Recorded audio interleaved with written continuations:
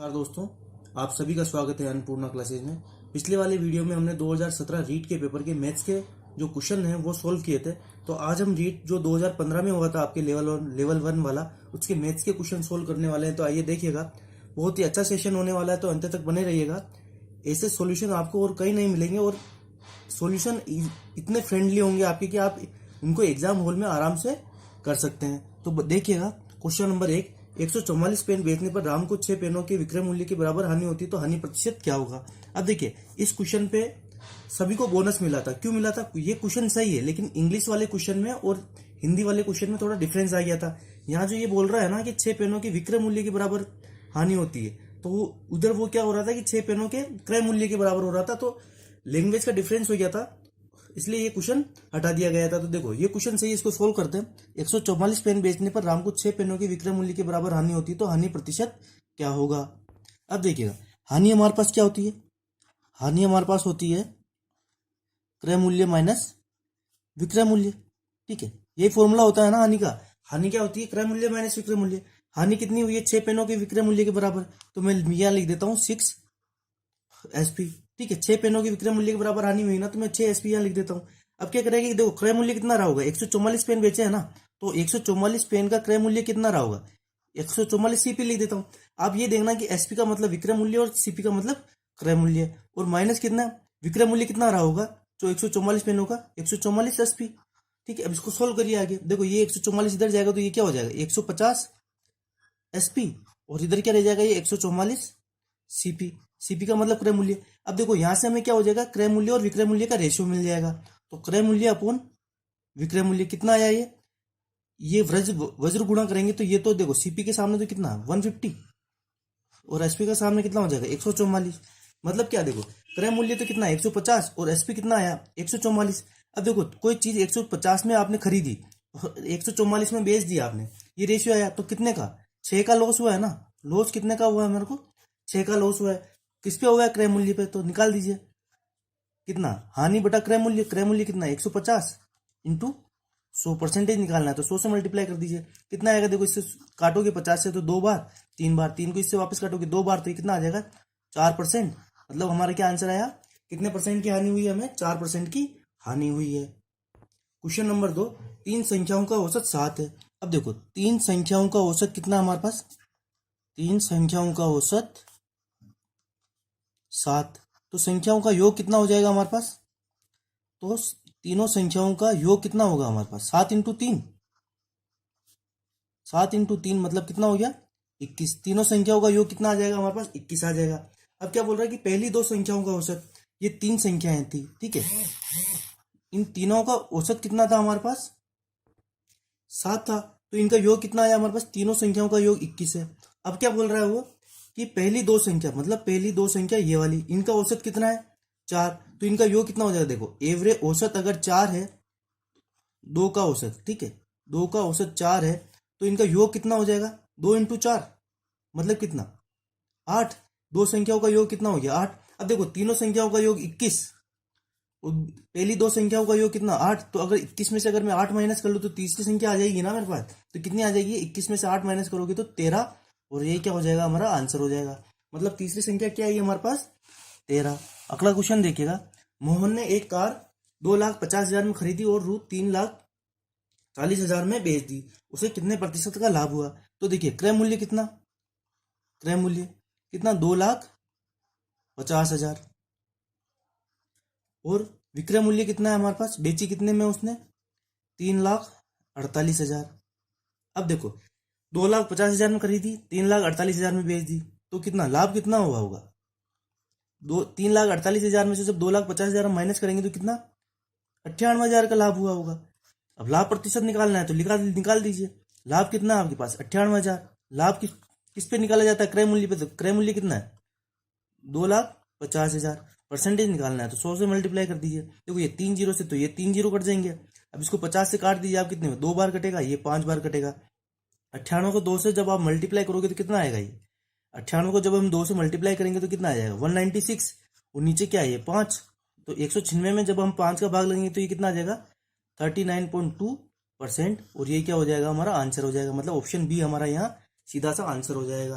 कितने प्रतिशत लाभ हुआ? 39.2%। कितने वर्षों में 12% वार्षिक दर से 3,000 रुपये का साधारण ब्याज 1,080 हो जाएगा? तो देखो साधारण ब्याज का फॉर्मूला क्या होता है हमारे पास? साधारण ब्याज क्या होता है? मूलधन इंटू समय इंटू दर बटा 100। ये जो 100 जो आता है ना, ये परसेंटेज जो ये 12% है ना, दर क्या होती है हमारे पास? R equal to 12%। और ये परसेंटेज हटाने के लिए हम 12/100 करते हैं ना, इसलिए ये नीचे 100 आता है। अगर एग्जाम में आ जाए केवल मूलधन इंटू समय इंटू दर, तो वो ऑप्शन आपके सही होगा, ये ध्यान रखना। तो देखो साधारण ब्याज यहाँ कितना है? 1,080। मूलधन कितना है हमारे पास? 3,000।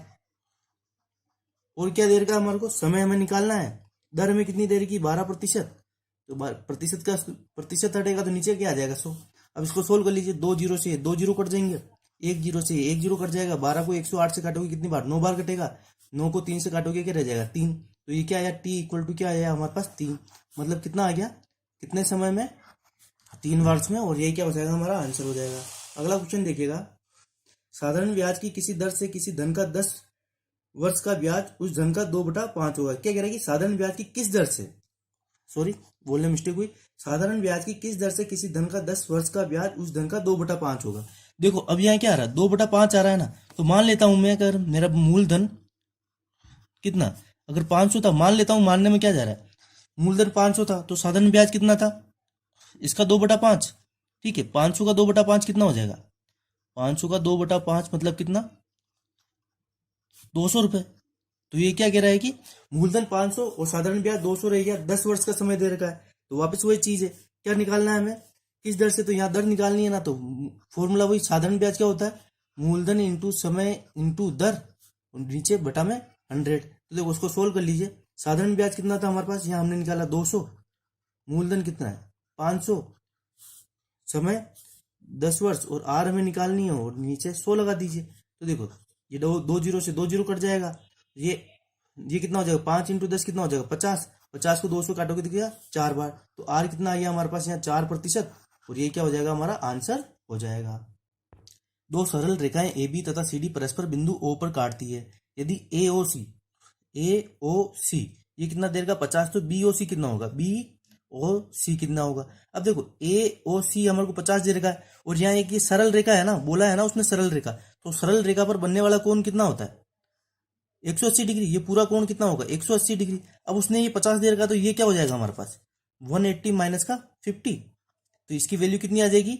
सी ओ बी की 130 डिग्री। और ये क्या हो जाएगा? हमारा आंसर हो जाएगा। देखो सरल रेखा पे 180 डिग्री का कोण बनता है ना, तो अगर ये 50 है तो ये सीधा वो 130 ही होगा ना।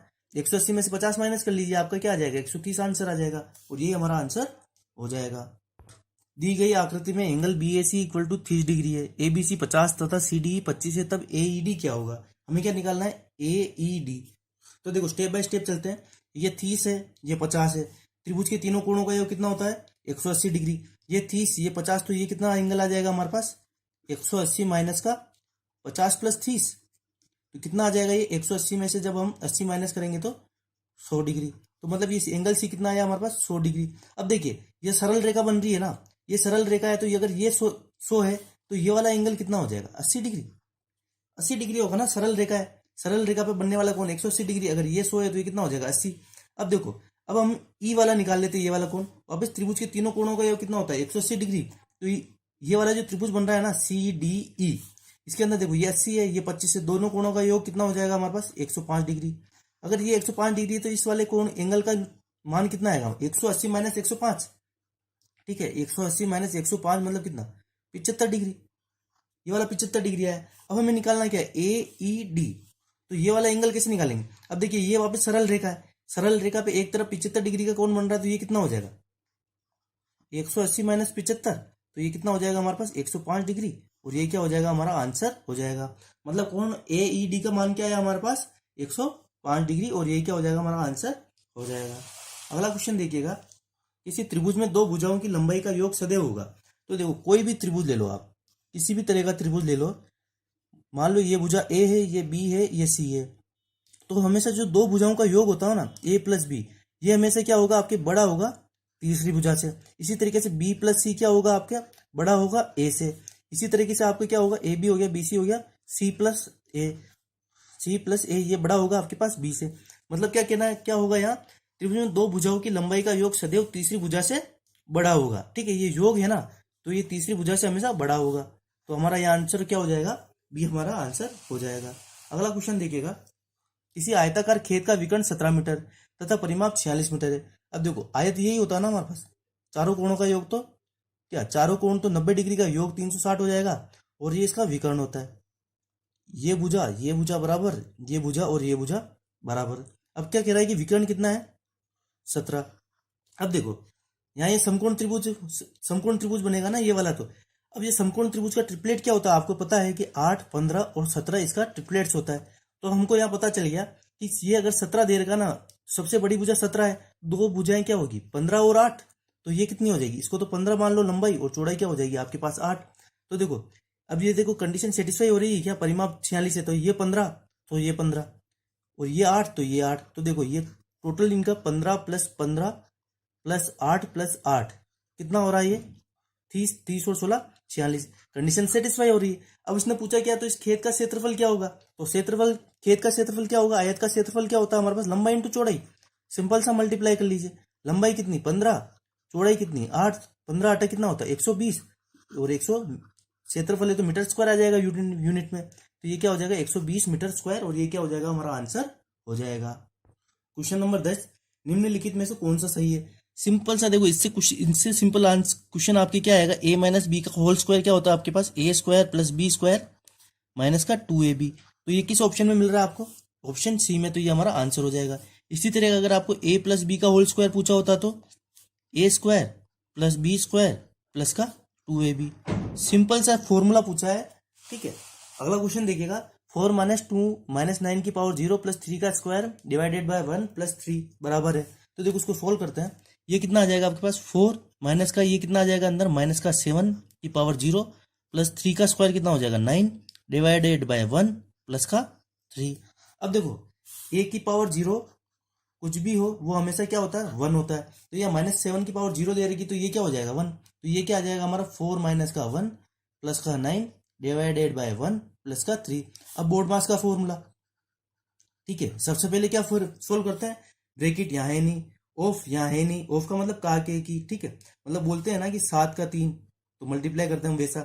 फिर क्या होता है डिवाइड, तो सबसे पहले डिवाइड दिख रहा है ना, तो डिवाइड को सोल्व करिए। तो ये क्या आ जाएगा 4 माइनस का 1, 9 में 1 का भाग जाएगा तो कितनी बार जाएगा 9 बार जाएगा, प्लस का 3। अब इसको सोल्व कर लीजिए, देखिए 4 + 9 कितना होगा 13, 13 और 3 कितना 16, और फिर ये क्या माइनस का क्या है कि 1 है ना, तो हमारा ये आंसर क्या आ जाएगा 15।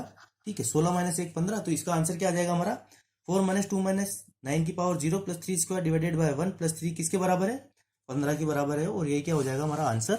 संख्या 3 की पावर 98 को 5 से भाग देने पर शेष बचेगा। तो देखो इस क्वेश्चन को मैं करने का तरीका बताता हूँ आपको।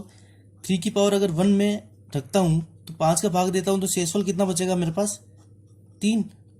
3 की पावर 2 रखता हूँ तो शेषफल कितना बचेगा, देखो 3 की पावर 2 कितना 9 में 5 का भाग लगेगा कितना 4 शेषफल। इसी तरीके से 3 की पावर 3 रखता हूँ तो 21 कितना था 27, 27 में 5 का भाग लगाता हूँ तो कितना शेषफल 2 शेषफल बचता है। और इसी तरीके से अगर मैं 3 की पावर 4 रखता हूँ तो कितने आता है 81, और ये 81 में 5 का भाग लगाऊंगा तो शेषफल कितना बचेगा मेरे पास 1 बचेगा। अब वापस जब 3 की पावर 5 रखता हूँ मैं 81 को 3 से मल्टीप्लाई करूंगा 243, 243 में वापस में कितना 5 का भाग लगाता हूँ तो कितना 3 शेषफल 3 शेष बचेगा। इसी तरीके से क्या हो जाएगा हर 4 के बाद ये रिपीटेशन चलता रहेगा। फिर क्या 4 शेषफल बचेगा, 3 की पावर 7 में क्या बचेगा शेषफल 2 शेषफल बचेगा, 3 की पावर 8 में कितना शेषफल बचेगा 1 शेषफल बचेगा। तो ये देखो जो पावर 98 आ रही है ना, ये 98 में अगर मैं 4 से डिवाइड करता हूँ तो कितना शेषफल बचता है मेरे पास 2 शेषफल बचता है। मतलब ये क्या है हमारे पास 3 की पावर 2 3 की पावर 6 के इक्वल इसमें इकाई का अंक आएगा। तो उसमें जब हम 5 का भाग लगाएंगे तो कुछ नहीं करना 98 में 4 का भाग लगा दीजिए, शेषफल कितना आया 2। तो यहाँ आप 3 की पावर कितनी रख दीजिए 2 रख दीजिए, कितना आएगा 9, 9 में 5 का भाग लगा दीजिए 4। तो यहाँ हमारा क्या आ जाएगा 4 शेषफल आ जाएगा और ये क्या हो जाएगा हमारा आंसर हो जाएगा। निम्न में से सबसे छोटी भिन्न है, तो निम्न में से सबसे छोटी भिन्न कितनी, यहाँ 1 का डिफरेंस, यहाँ 1 का डिफरेंस, यहाँ 1 का डिफरेंस और यहाँ 1 का डिफरेंस। तो यहाँ जो सबसे छोटा नंबर आपको दिख रहा है ना ये आपका आंसर हो जाएगा। अगर यहाँ सबसे बड़ी पूछी होती तो सबसे बड़ी क्या दिख रही है हमारे को 99/100, तो सबसे बड़ी भिन्न ये हो जाती। तो अगर डिफरेंस समान आ रहा है ना तो जो सबसे छोटा दिख रहा है ना वही हमारा सबसे छोटी भिन्न होगी और ये क्या होगा हमारा आंसर हो जाएगा। अगर इसी को अगर आप भिन्न वाले टॉपिक को अगर आप डिटेल में पढ़ना चाहते हो ना तो हमने रामनिवास माथुरम बुक का जहाँ सोल्यूशन कराया वहां जाके आप देख सकते हो। आपको बहुत अच्छे से सीखने को मिल जाएगा। अगले क्वेश्चन पे चलते हैं। प्लस 10 दहाई किसके बराबर होगा? देखो 10,000, 10,000, 10,000 किसके बराबर होता है हमारे पास? 10,000, 10 इकाई मतलब 10 इकाई, 10 इकाई। इकाई में क्या होता है? पहली संख्या तो 10 इंटू ए कर लो, कितना हो जाएगा? 10।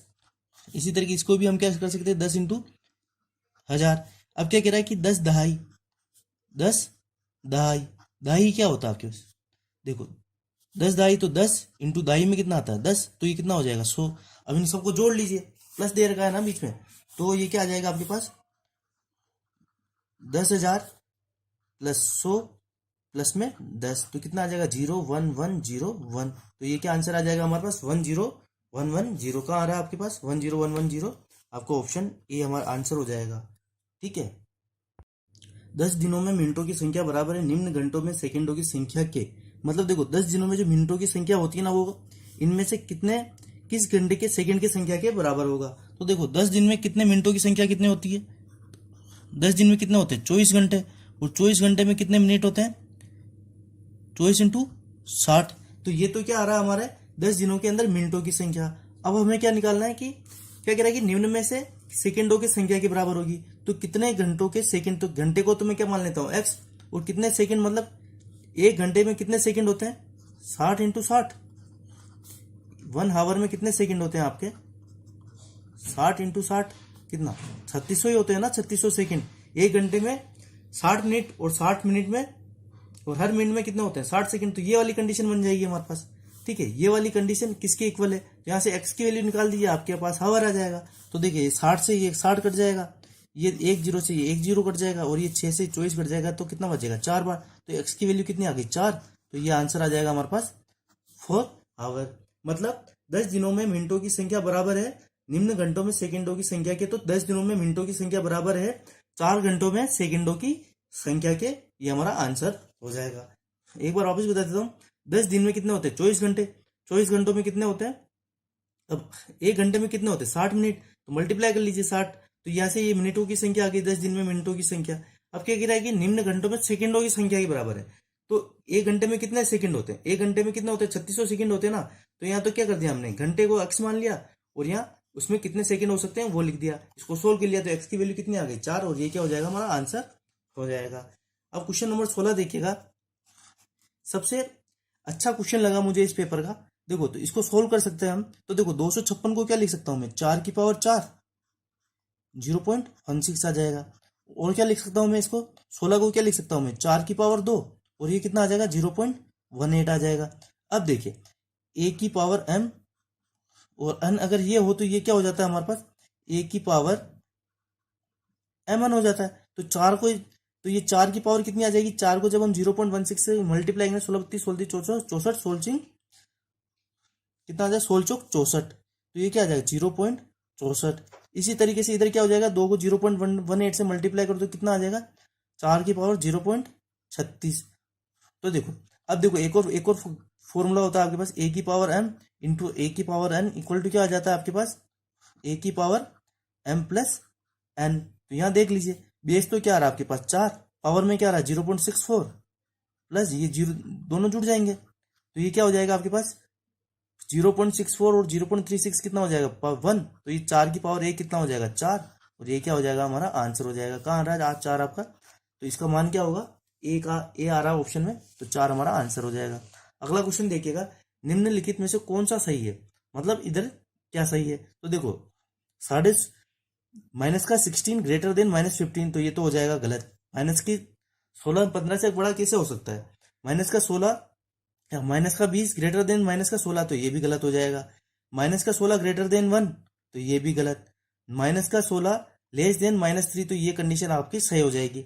-3 आपका बड़ा होगा -16 से। देखो स्केल पे देख लीजिए, ये तो क्या होता है? 0, ये 1, ये 2, ये 3, बढ़ते हुए क्रम में ये होता है ना -1 -2 -3। तो -3 आपके छोटा है -1 से, ये ध्यान रखिएगा। ठीक है, तो यहाँ ऑप्शन क्या सही हो जाएगा हमारा? D option, -16 is less than equal to, क्या लेस देन है -3 के। वह छोटी से छोटी संख्या कौन सी है जो पूर्ण वर्ग हो तथा 10 12 15 18 से विभाज्य हो?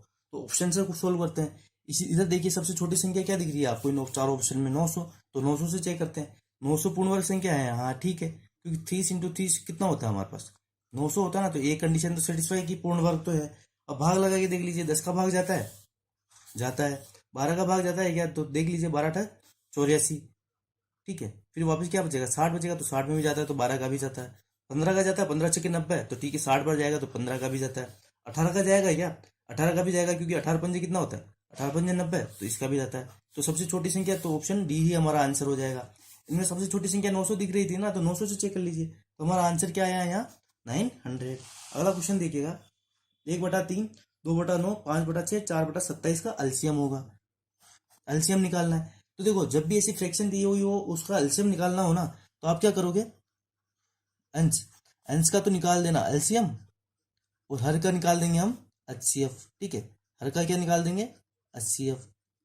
तो देखो 1 2 5 4 का एलसीएम कितना आ जाएगा हमारे पास, 1 2 5 4 का, 2 का भाग लगाया 1 1 5 2, फिर 2 बार 5 बार, तो 2 दूनी 4, 4 5 20, तो एलसीएम तो कितना निकल के आ गया, अंश का एलसीएम 20। इनका एचसीएफ निकाल दीजिए, 3 का तो क्या फैक्टर होगा 3, 9 के फैक्टर क्या हो जाएंगे 3 इंटू 3, 6 के फैक्टर क्या हो जाएंगे 2 इंटू 3, और 27 के क्या फैक्टर हो जाएंगे आपके पास 3 इंटू 3 इंटू 3। तो कुछ कॉमन दिख रहा है क्या आपको इसमें, इनमें केवल मेरे को ये 3 कॉमन दिख रहा है सब में, ठीक है, 3 कॉमन आ रहा है ना, तो हमारा आंसर क्या हो जाएगा, तो एचसीएफ क्या हो जाएगा 3, तो हर का एचसीएफ क्या हो जाएगा 3, तो ये आंसर क्या आ जाएगा 20/3।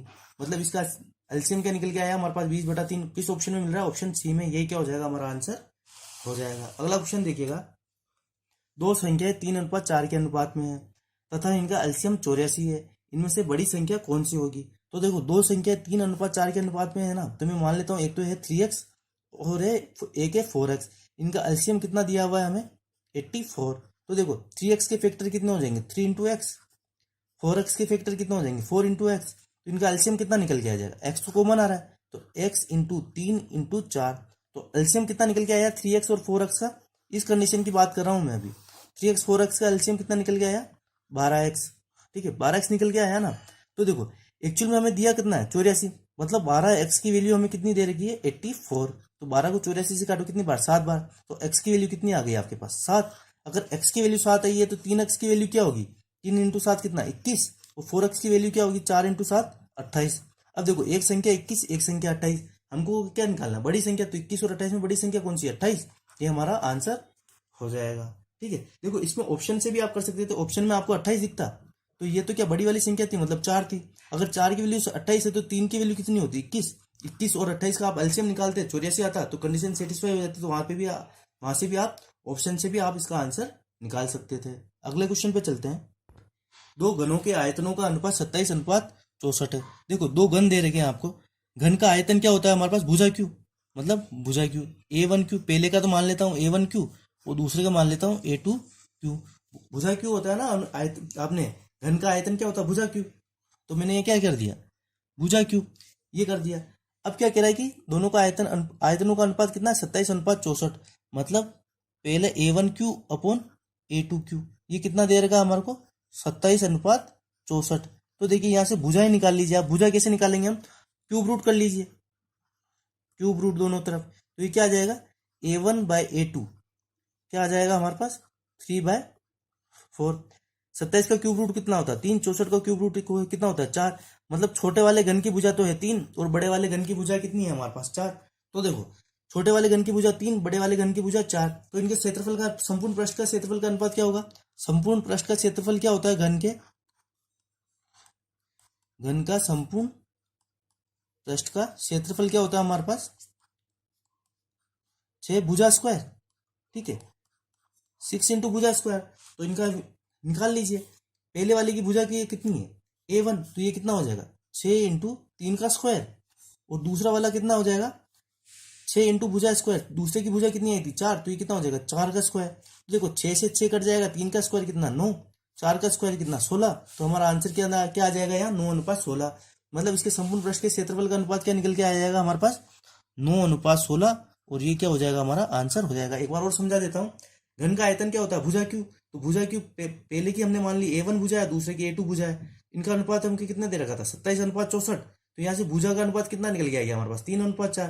अब भुजा का अनुपात 3:4 निकल के आया ना, तो घन का संपूर्ण पृष्ठ का क्षेत्रफल क्या होता है 6 इंटू भुजा स्क्वायर, तो 6 इंटू भुजा स्क्वायर, तो ये हो जाएगा आपके पास, देखो इधर लिख देता हूँ 6 इंटू A1 का स्क्वायर अनुपात में 6 इंटू A2 का स्क्वायर। यहाँ वैल्यू पुट कर दीजिए, 6 इंटू 3 का स्क्वायर अनुपात में 6 इंटू 4 का स्क्वायर। 6 से 6 कट जाएगा, 3 का स्क्वायर कितना 9, और 4 का स्क्वायर कितना 16, और ये क्या हो जाएगा हमारा आंसर हो जाएगा।